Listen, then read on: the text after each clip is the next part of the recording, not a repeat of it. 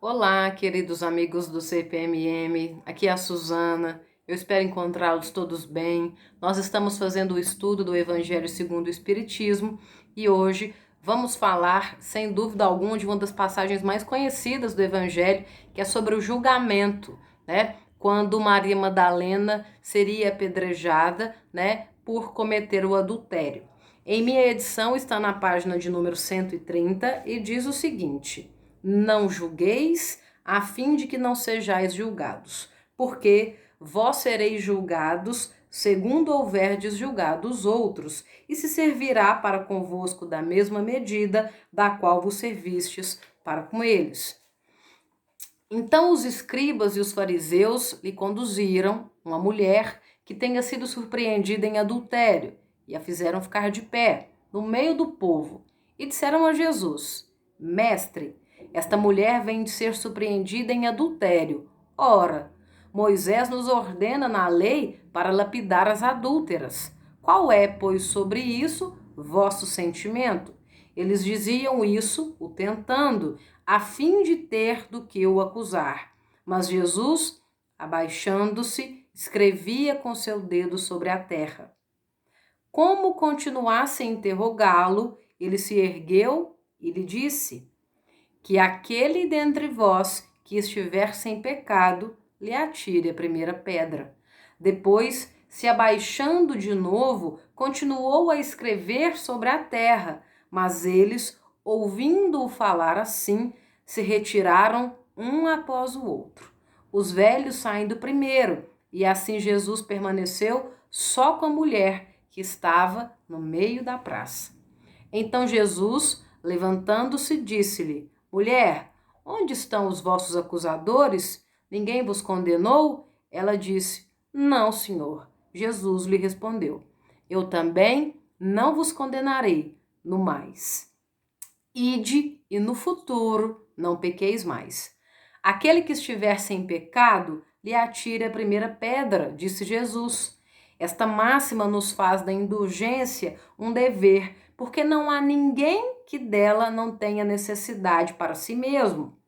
Ela nos ensina que não devemos julgar os outros, mas severamente do que julgaríamos a nós mesmos, nem condenar em outrem o que nos desculpamos em nós. Antes de censurar a falta de alguém, vejamos se a mesma reprovação não pode recair sobre nós. Pessoal, esse trecho aqui do Evangelho é mais um daqueles em que é impossível, né, grifar apenas uma coisa, porque é muito rico. É rico em simbologia, é rico principalmente em ensinamentos, né, e nos nossos próprios sentimentos. Por quê? Porque nós nos arvoramos a julgar as pessoas de um modo muito rígido, mas quando esse julgamento é para conosco, nós tentamos ser o mais brando, né, possível. E isso é uma situação muito complicada, porque aquilo que eu não quero para mim, que é a máxima de Jesus, eu não deveria fazer para o outro. Agora, né, vamos pensar em exemplos práticos. Se o meu filho comete um crime, como eu gostaria, né, que ele fosse julgado? Mas, e se o meu filho é vítima de um crime, como eu gostaria que o seu algoz fosse julgado? Né? Será que eu tenho dois pesos e duas medidas para as coisas? Né? Nós precisamos entender que é difícil viver uma vida, né, pautada na justiça, viver sempre certinho. Sim, é difícil, né? Porque nós somos permeados de sentimentos menores e a nossa luta maior é para modificar isso. Só porque é possível ser justo com as pessoas o tempo todo, é possível que as pessoas também sejam justas conosco, né? O fato de ser uma coisa difícil não quer dizer que não possa ser praticada. Ao longo da nossa história, né, nós tivemos exemplos muito claros aí de pessoas que pregavam uma coisa e praticavam outra completamente diferente. Quando eu estava fazendo o estudo hoje aqui para poder gravar e falar com vocês, acredito que o exemplo, né, mais suscetível aí, pelo menos o que veio na minha mente, assim, para poder falar com vocês, é do período da ditadura militar no Brasil, né?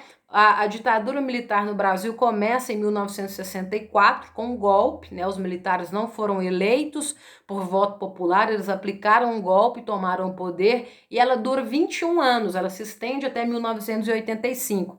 Nesse período nós tivemos 5 presidentes diferentes: Marechal Castelo Branco, Arthur da Costa e Silva, Emílio Garrastazu Médici, Ernesto Geisel e João Batista Figueiredo, né? Todos esses militares aí de longa carreira. E o que acontece? Por que eu estou falando especificamente sobre a ditadura militar? Porque os militares, eles pregavam uma coisa e praticavam outra completamente diferente, né? Eles pregavam a ordem, pregavam a disciplina, pregavam o progresso a qualquer custo, só porque por debaixo dos panos a coisa funcionava de um modo completamente diferente. Por quê, né?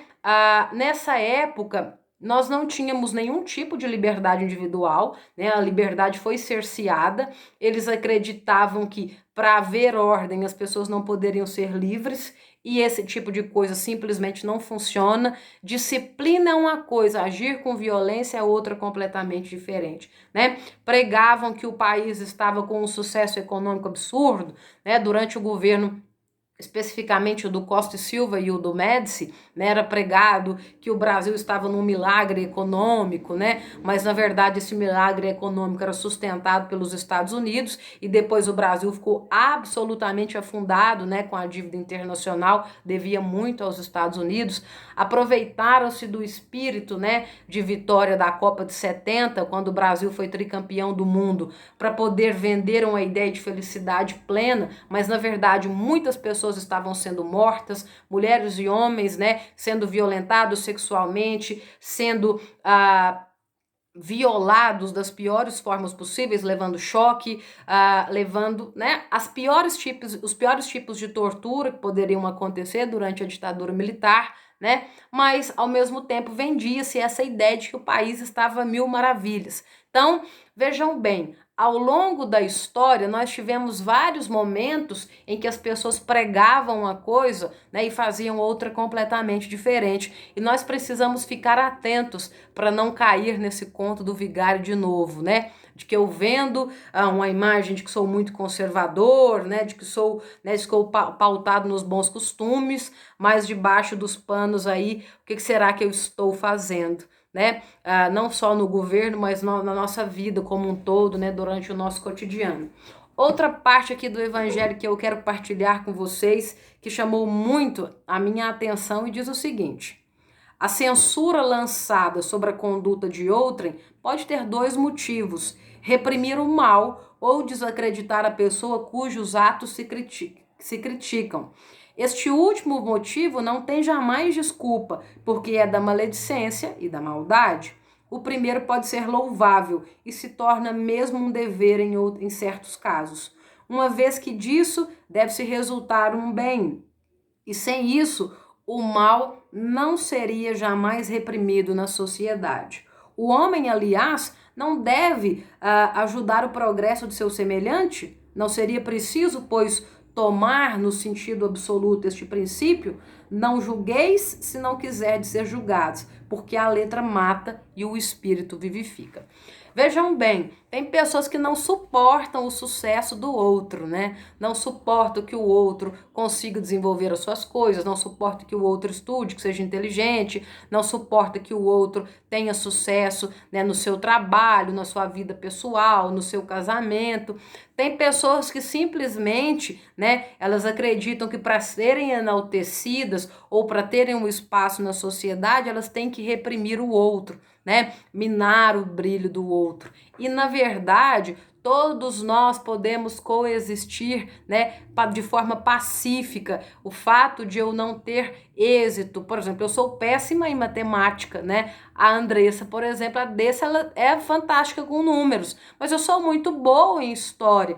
E acredito que a Dessa, pelo menos nas conversas que nós já tivemos, ela não tenha tanta familiaridade assim com os temas históricos. Mas isso quer dizer que uma tem mais talento do que a outra ou menos? Não.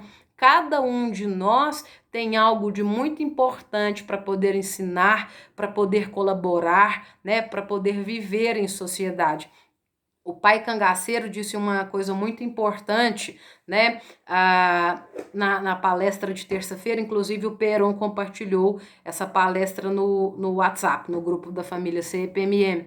E ele disse o seguinte, que qual é a diferença, né? Quando nós, na matéria, resgatamos alguém e eles no espírito. Que geralmente, quando alguém é resgatado, aqui na matéria, essa pessoa vai passar por um julgamento. E quando eles em espírito resgatam, essa pessoa será conduzida à salvação. Não quer dizer que essa salvação não vai precisar de uma modificação interna, né, de aprendizados. Isso sempre precisa, porque faz parte da natureza do espírito. Mas nós precisamos tomar muito cuidado com o modo como nós julgamos as pessoas, né? Porque sem dúvida, mais dia ou menos dia, esse peso do julgamento que nós exercemos sobre o outro recairá sobre nós. Vamos pensar, porque esse trecho do Evangelho é muito rico, principalmente em reflexão. Espero que todos vocês estejam bem, né? Tenham uma excelente noite de quinta-feira. Um beijo e até o nosso próximo vídeo, pessoal.